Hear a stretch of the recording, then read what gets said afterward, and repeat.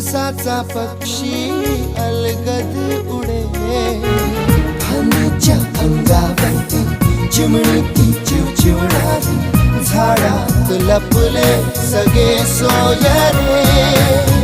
हा गाव माझा जुना आठवाचा, नादात हसऱ्या त्या वाहत्या नदीचा, ढगात उरले पाऊस दाणे कसे साठवावे.